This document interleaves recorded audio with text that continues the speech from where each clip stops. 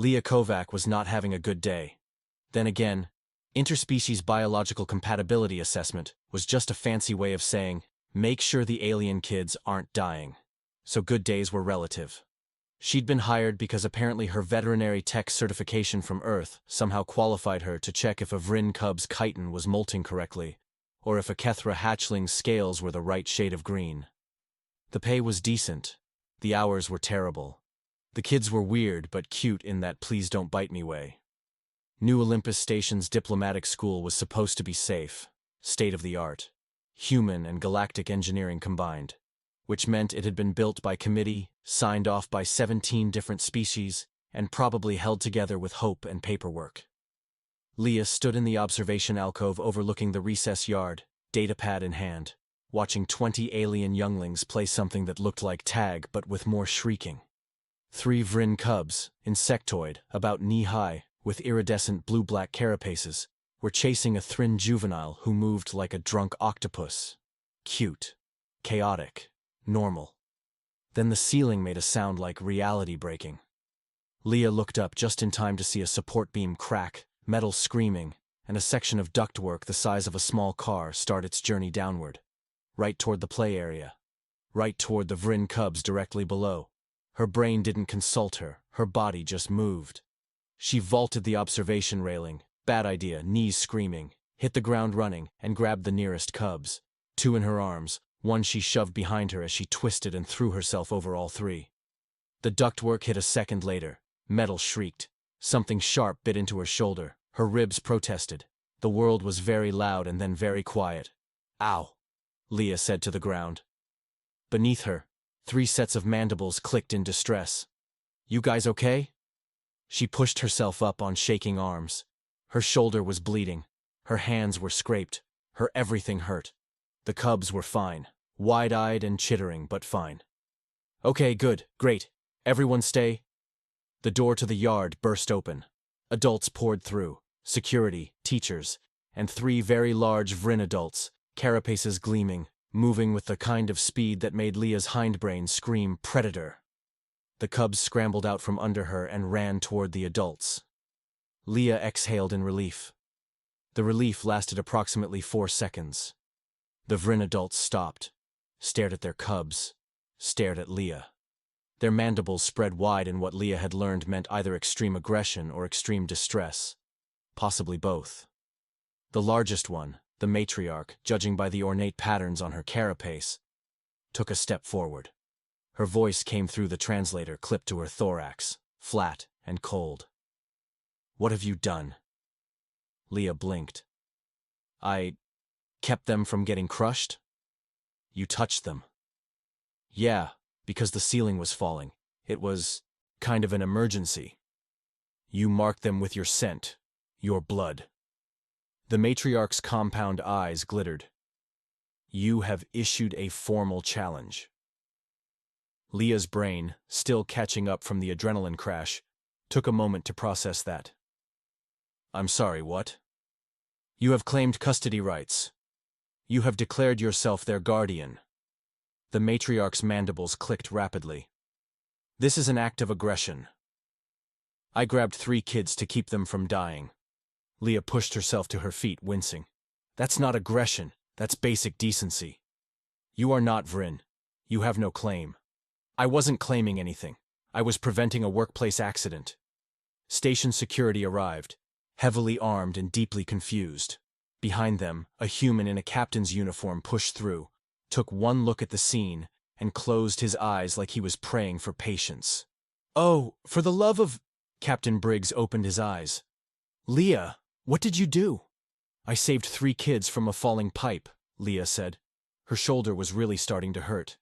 Apparently that's a war crime now. You don't understand, the matriarch said. Her voice had gone dangerously quiet. Among my people, to touch another's offspring without permission is to claim them.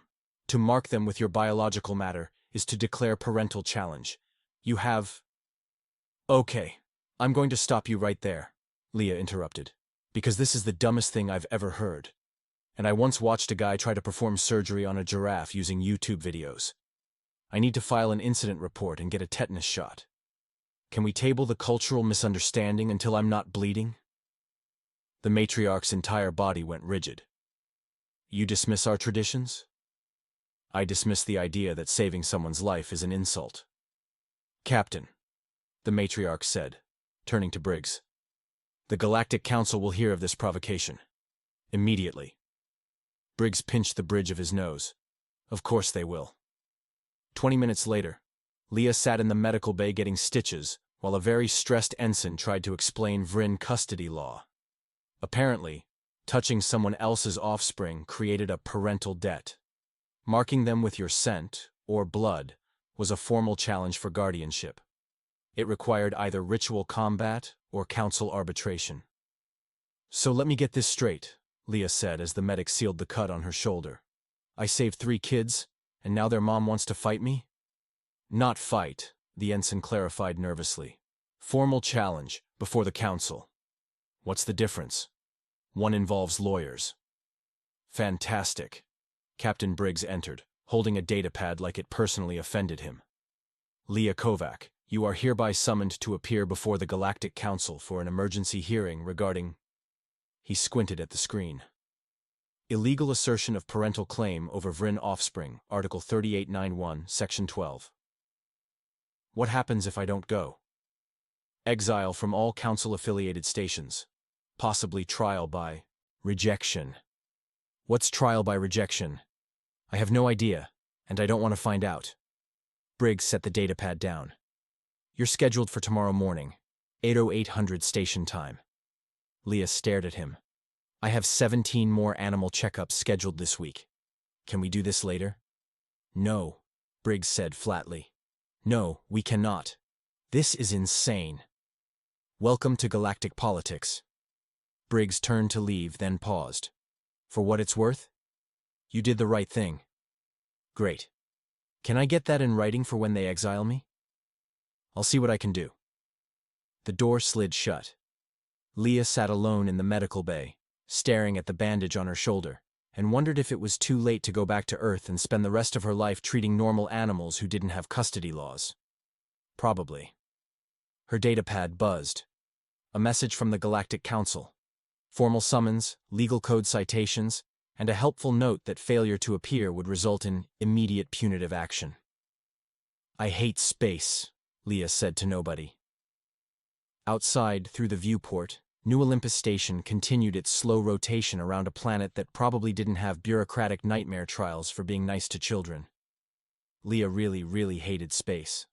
The Galactic Council chamber looked like someone had designed a cathedral and then let a committee of architects from 200 different species argue about it for a decade.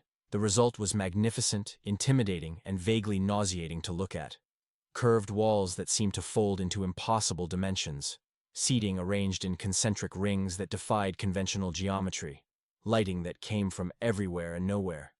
Leah stood at the center of it all in her work jumpsuit, bandages visible on her hands and shoulder, holding her datapad like a shield. She'd crossed out 3 appointments already. 4 more glared at her accusingly from the screen. Hundreds of beings stared down at her. Some had eyes, some had sensory organs she couldn't identify. All of them looked deeply concerned that she existed. This is fine, she muttered. Everything is fine. Beside her, Joanna Park speed-read through a legal brief on her own datapad, occasionally muttering words like precedent, and what the hell, and who wrote this garbage. She'd gotten the case 20 minutes before the hearing. Her hair was falling out of its bun. She looked like she wanted to scream. Quick question, Leah whispered. How screwed am I? Legally? Very. Joanna didn't look up. Practically. I have no idea. This is the dumbest case I've ever seen. Great. Love that for us. The lead arbiter, some species Leah didn't recognize, all flowing robes and too many limbs, struck a resonating crystal that made the entire chamber hum. This council convenes to address charges brought by the Vrin Collective against human citizen Leah Kovak. The arbiter's voice echoed from every direction. The Vrin Elder Council will present their case. 3 elderly Vrin stepped forward, their carapaces marked with age and authority. The center one's translator crackled to life. The human physically restrained our young without permission, the elder began.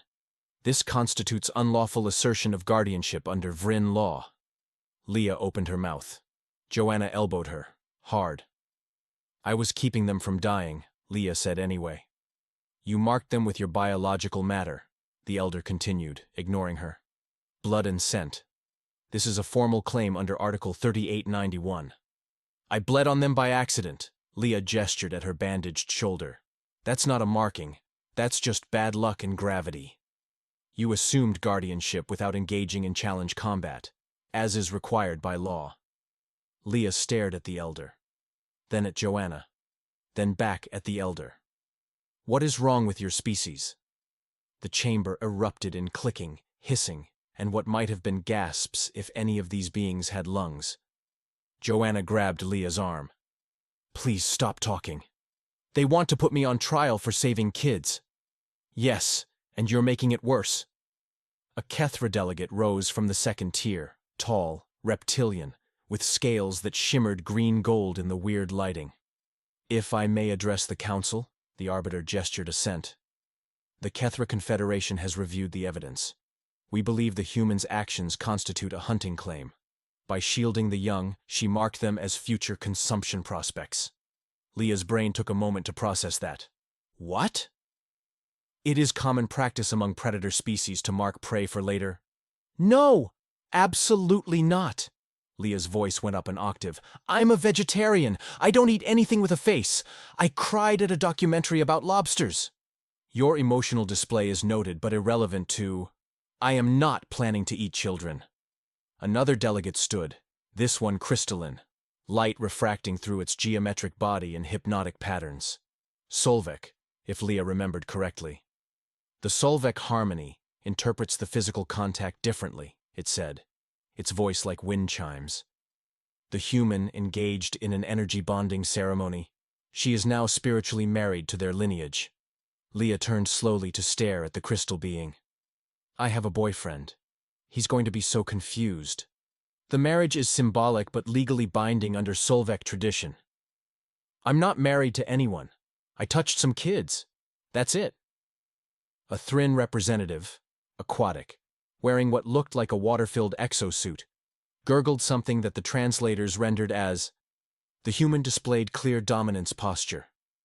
She believes she outranks the Vrin matriarch. This is a challenge for territorial supremacy. Leah looked at Joanna. Are they all insane, or is it just me? It's definitely them, Joanna said quietly. But we still have to deal with it. I hate space so much. Joanna stepped forward, clearing her throat. If the council will permit, I'd like to present evidence regarding human protective instincts. The arbiter gestured again. Holographic display materialized above the chamber floor. Joanna played video after video. Humans rescuing puppies from floods, strangers diving into traffic to grab toddlers, firefighters carrying children out of burning buildings, a guy stopping traffic to let ducklings cross the road, someone performing CPR on a squirrel, a woman diving into icy water to save a dog, another person rescuing a robot vacuum that had gotten stuck. The council watched in silence. As you can see, Joanna said, humans have an instinctive protective response to vulnerable beings. It's biological. We can't help it. A delegate from the upper tier leaned forward. So humans claim all young as their territory? No! Joanna's composure cracked slightly. We don't like seeing kids get hurt. Regardless of species? Yes. Regardless of claim status? Yes. Confirming expansionist parental annexation strategy, the delegate said, making notes. Joanna's eye twitched. That's not what I said. You confirmed that humans attempt to claim guardianship of all juvenile beings within their proximity. No, we just protect them. Without territorial negotiation. Because they're kids. The chamber erupted into debate, species arguing with species, translators glitching under the volume. Leah stood in the center of it all, watching her life spiral into bureaucratic chaos. I want to go home, she whispered. The arbiter struck the crystal again. Silence fell. This council has heard sufficient evidence. We will now vote on appropriate measures. The vote took 6 minutes. Leah watched the holographic tally with growing dread. By majority decision, the arbiter announced, Leah Kovak is classified as a high-risk parental interceptor. She is banned from all areas of New Olympus Station frequented by juvenile beings of any species. This constitutes approximately 40% of the station. She will wear a tracking beacon at all times. Violation will result in immediate exile. Leah stared. This is the worst Tuesday of my life. Wednesday, Joanna corrected quietly. Even worse. Security moved forward, 2 large beings in armor that looked like it could survive a supernova. They produced a tracking bracelet that looked uncomfortably like a prisoner's ankle monitor. If the defendant will comply... The alarm was so loud Leah's teeth hurt. Red lights strobed. A mechanical voice announced, Security breach, Sector 4B, multiple juveniles unrestrained. And then Leah heard it. Small feet, many of them, moving fast. 3 Vrin cubs burst through the chamber's entrance, security scrambling behind them. They were chittering in panicked chorus, antennae waving, moving with the kind of determination that transcended species. They were heading straight for Leah. "Stop them!" someone shouted. "She'll claim them permanently!" The cubs dodged security with ease, skittering across the polished floor. The smallest one, Leah recognized her from the yard, the one she'd shielded, directly, reached her first. "Safe!" the cub chirped in broken human language. "Want safe human?" Oh no. Leah backed up a step. No, no, no. Kids, go back to your parents. The other 2 cubs reached her. All 3 wrapped around her legs, clinging with surprising strength. Safe human, the middle one repeated. Good human, the largest added. The entire council chamber went dead silent. The Vrin matriarch stood, mandibles spread wide. Release them. The cubs held tighter. I'm not doing anything, Leah protested, trying to gently detach small insectoid bodies from her shins. They're doing this themselves. You have called them with your pheromones. I don't have pheromones. I'm just standing here. The smallest cub looked up at Leah with compound eyes that somehow managed to look pleading. You smell like safe, like nestworm, like protect. Leah's heart did something complicated. You need to go home, she said quietly. No, all 3 cubs said in unison. The chamber remained frozen, hundreds of beings staring at 1 human and 3 alien children who refused to let go. Joanna leaned over. I think we have a problem. You think? The cubs held on. Security didn't move. The council waited.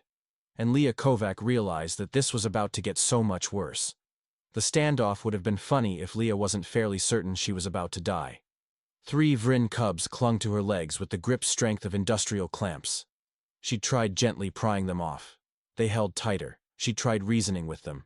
They made sad chittering noises. She tried bribery. They didn't want snacks. They wanted her.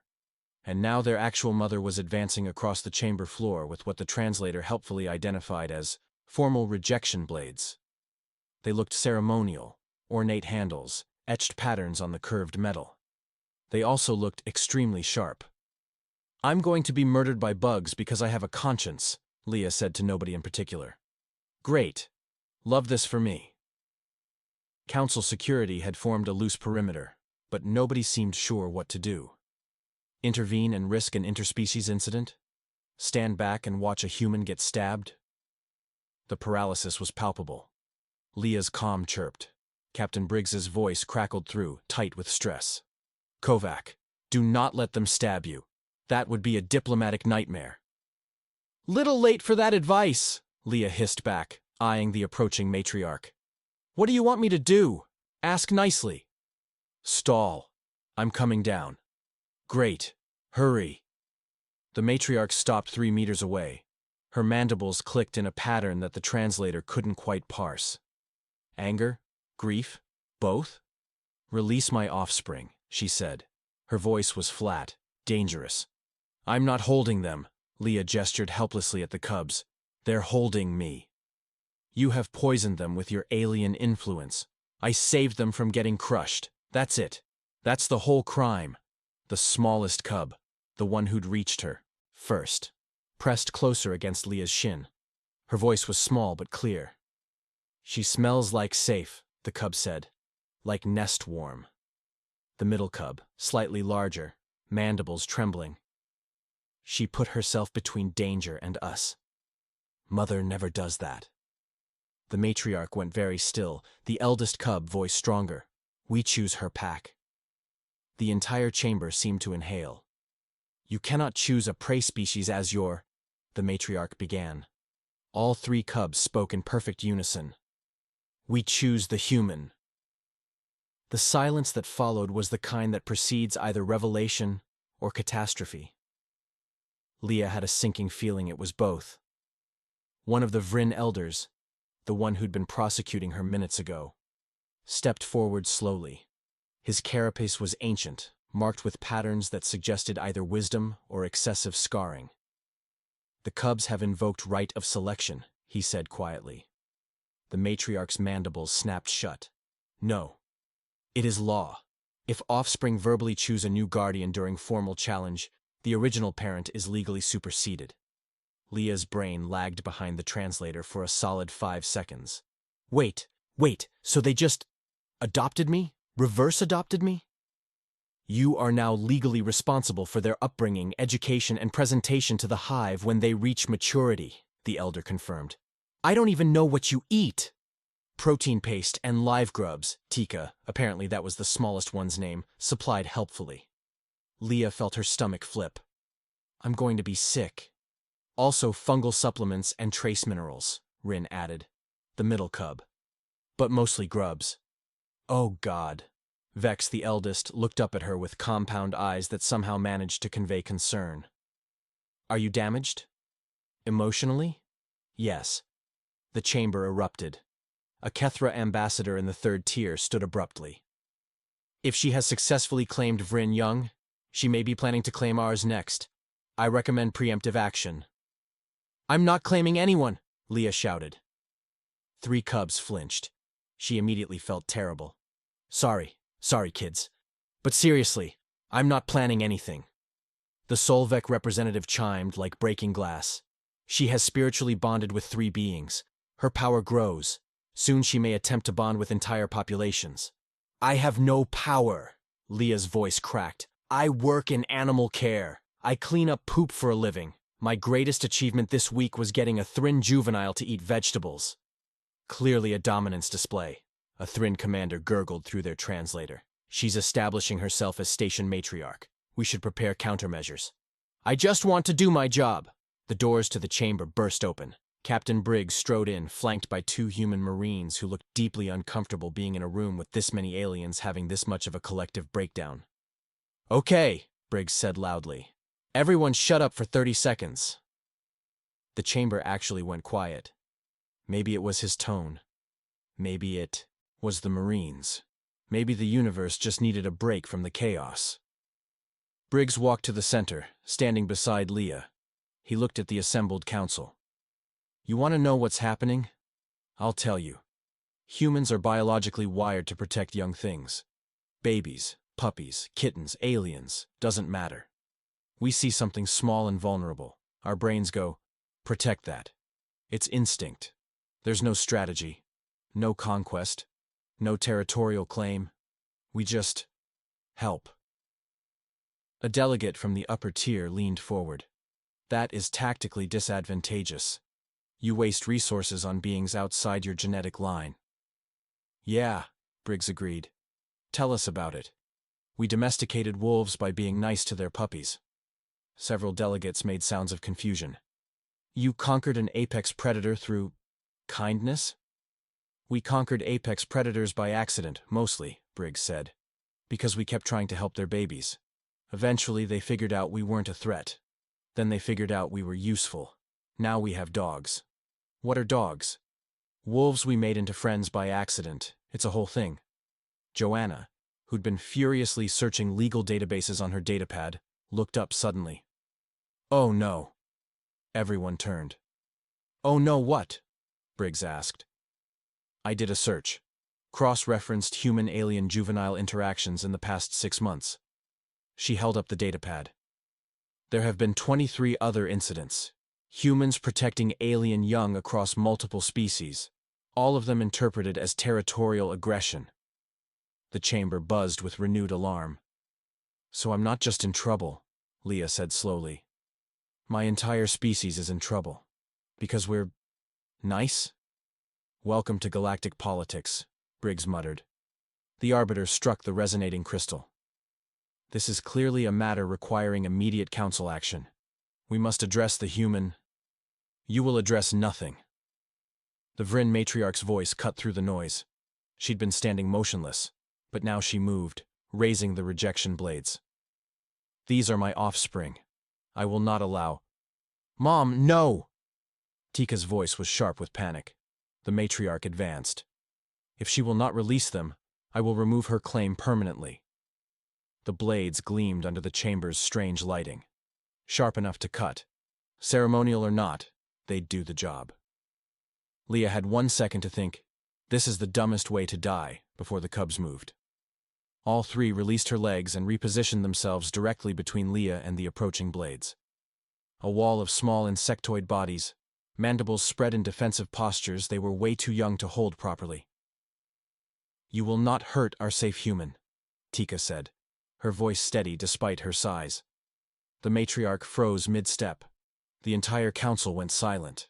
Not debate silent. Not shocked silent.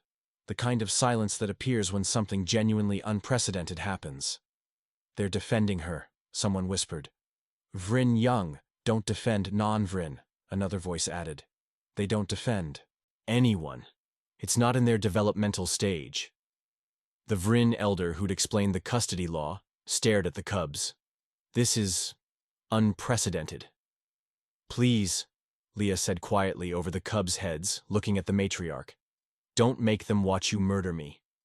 That's definitely bad parenting. The matriarch stood perfectly still, blades raised, staring at her offspring. At the way they'd positioned themselves. At the way they weren't backing down. What have you done to them? She whispered. Nothing, Leah said. I just didn't let them die, that's all. They were never this brave. Maybe they just needed someone to be brave for them first. The blades trembled in the matriarch's grip. Somewhere in the chamber, someone started recording. Within seconds, every delegate had their devices out. The feed would go live across the station in minutes, across the galaxy in hours. 3 Vryn cubs defending a human from their own mother. A human who'd saved them and accidentally started a revolution. And a matriarch who had to decide what came next. The Vryn matriarch hadn't lowered the blades. The cubs hadn't moved. Leah was calculating how fast she could grab all 3 and run when something small and green waddled into the chamber. A Kethra hatchling, scales gleaming, moving with the uncoordinated determination of a toddler who'd just learned what walking was. It made a beeline for Leah, chirping something the translator rendered as, "Want soft human." Its parent, a much larger Kethra with official diplomatic markings, lunged after it. No, she's dangerous. The hatchling turned and bit its parent's hand. The parent recoiled, hissing in pain and shock. The hatchling continued its waddle toward Leah, completely unbothered, and wrapped tiny clawed hands around her ankle. Soft, it announced happily. Leah stared down at it. What is happening? I think, Briggs said slowly, you're accidentally starting a revolution. More movement at the chamber entrance. A Solvec fragment. A juvenile crystalline being about the size of a basketball. Rolled in, refracting light in dizzying patterns. It came to rest against Leah's other foot. Then a Thryn juvenile, still in its water breather apparatus, dragged itself forward with tentacles that hadn't quite figured out coordination yet. Security tried to intercept them. They dodged, slipped through, moved with single-minded purpose. All of them heading for Leah. Stop them, someone shouted. How? Someone else responded. They're children! Within 2 minutes, Leah was surrounded by alien younglings of 6 different species, all clinging to various parts of her body, all making sounds that universally translated to some version of safe, or want, or mine. This is fine, Leah said faintly. Everything is fine. Joanna was typing frantically on her datapad, pulling up files, cross-referencing data. Her eyes went wide. "Oh," she said. "Oh, that's—" "Please don't say bad," Leah begged. "Not bad. Revealing." Joanna turned the datapad to face the council, projecting the data large enough for everyone to see. "I pulled health records for every alien juvenile that's had contact with humans in the past year. Every single one shows improved stress markers, better socialization scores, reduced aggression, increased curiosity." "That proves our point," a delegate said. "They're being altered." "They're being nurtured," Joanna interrupted. "I also pulled comparative data on parenting styles across the major galactic species. You want to know what I found?" She brought up more graphs, charts, statistics that painted a picture nobody in the chamber wanted to look at. Vrin parents focus on survival training. Kethra parents teach hunting from birth. Solvek parents encourage independence by age 2. Thrin parents prioritize hierarchy and rank. Every species in this council has a parenting style that's pragmatic, survival-focused, and, to use a human term, harsh. "It ensures strong offspring," someone protested. "It ensures traumatized offspring," Joanna countered. Humans are protective, emotionally supportive. We praise kids for trying, not just succeeding. We comfort them when they're scared. We treat them like they're precious because to us, they are." She gestured at the younglings surrounding Leah. "That's why they're gravitating to us. Because we give them something their own species doesn't." A Drell delegate, a species Leah vaguely recognized as the galaxy's unofficial psychologists, rose slowly. Their multiple eye stalks focused on Leah with unsettling intensity. "What do humans provide that we do not?" the Drell asked quietly. Leah looked at the matriarch, still holding blades, at the cubs pressed against her legs, at the council watching with expressions ranging from fascination to horror. "What, not getting eaten?" she said weakly. "Unconditional safety," the Drell corrected. "Your species offers protection without requiring anything in return.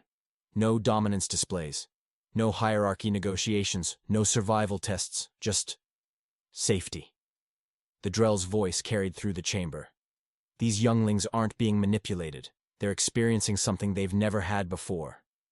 "That's dangerous," someone argued. "Is it?" the Drell asked.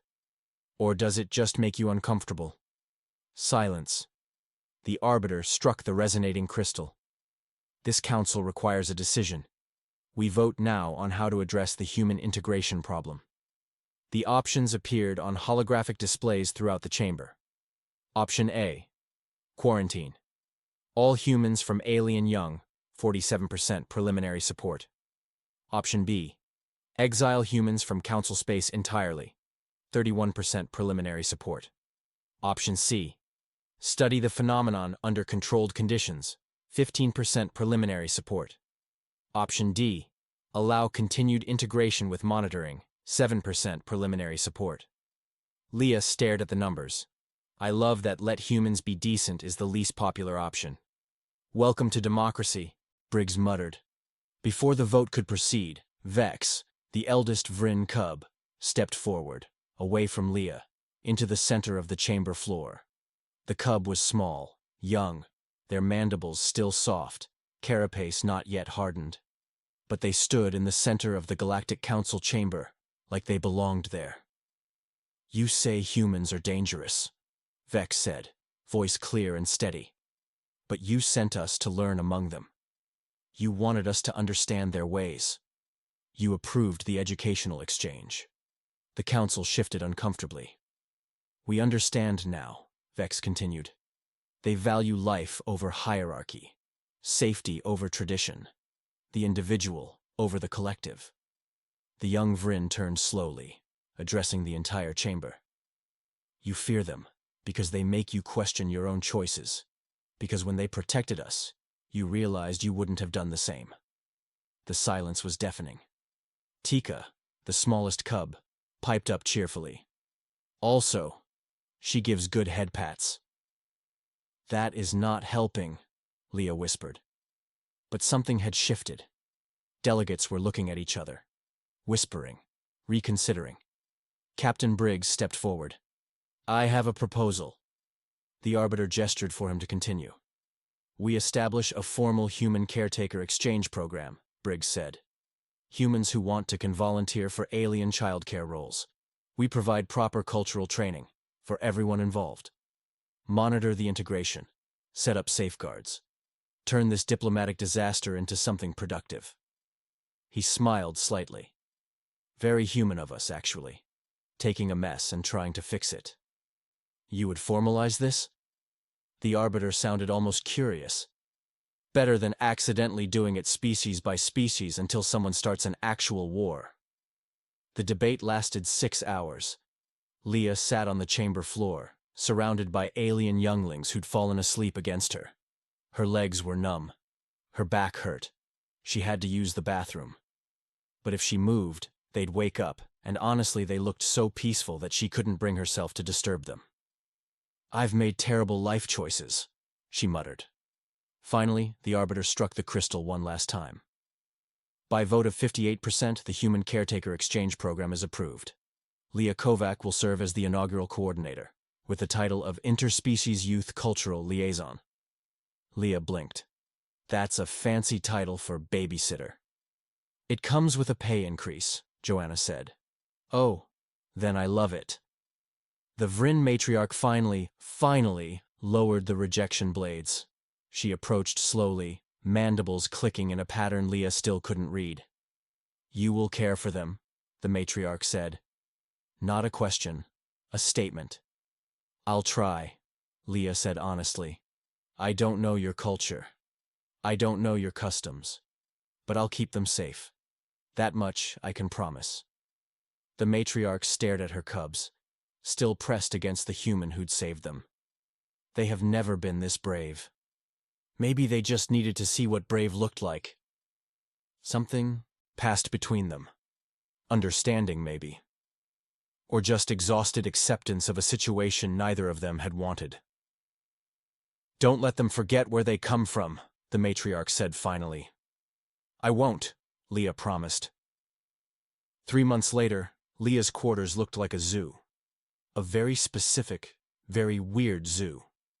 3 Vryn cubs had claimed the closet and turned it into an elaborate nest made of her clothes.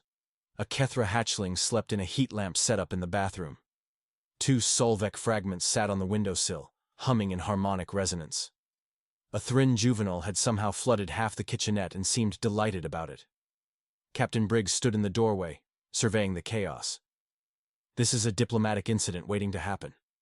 Too late, Leah said, stepping over a sleeping cub to reach the food dispenser. Already happened. Now I'm just living it.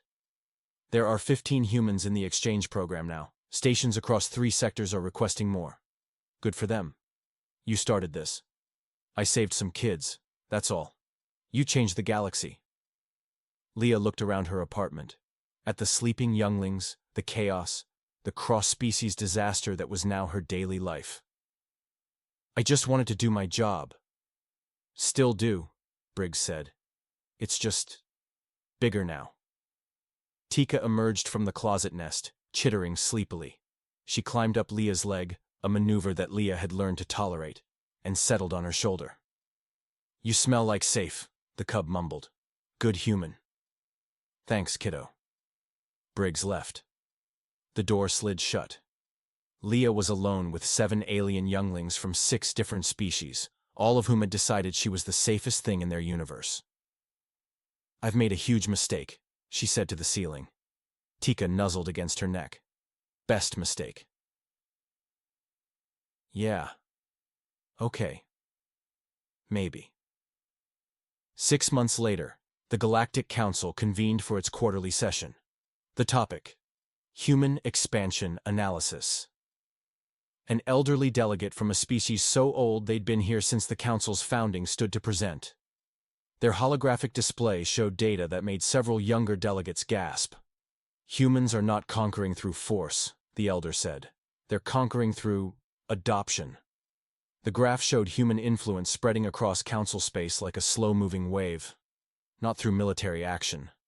Through childcare, education, medical assistance, emotional support.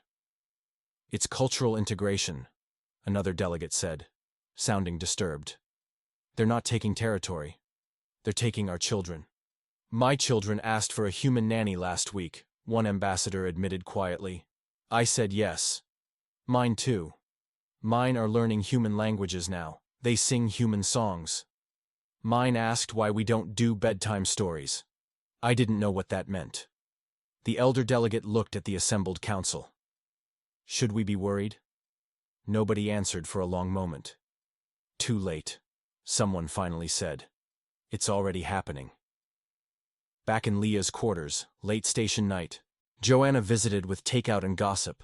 She found Leah on the floor, surrounded by sleeping younglings of various species, all piled in a heap that defied both physics and interspecies protocol. You know you've accidentally colonized half the station, right? Joanna said, settling onto the couch. Leah carefully untangled a Vryn cub from her hair. I just wanted to help. That's how it always starts. Tika, sleep mumbling. Safe human, good human. Leah smiled despite herself. Okay, so maybe I've conquered a few species through aggressive niceness. Humans have done worse. Much worse, Joanna agreed. This is probably our best conquest yet. Somewhere deep in the council archives, a report sat unread, collecting digital dust. No one wanted to acknowledge what it said. That would make it real. Outside, across New Olympus Station and dozens of others like it, humans continued doing what humans did best, seeing something small and scared and deciding it needed protection. The galaxy adjusted, slowly, reluctantly. But it adjusted, and somewhere in a small apartment filled with alien younglings, Leah Kovak, veterinary technician, accidental revolutionary, and the galaxy's most reluctant conqueror, finally fell asleep with 7 different species piled on top of her. She still hated space. But maybe, just maybe, space was starting to grow on her. Or at least, the kids were.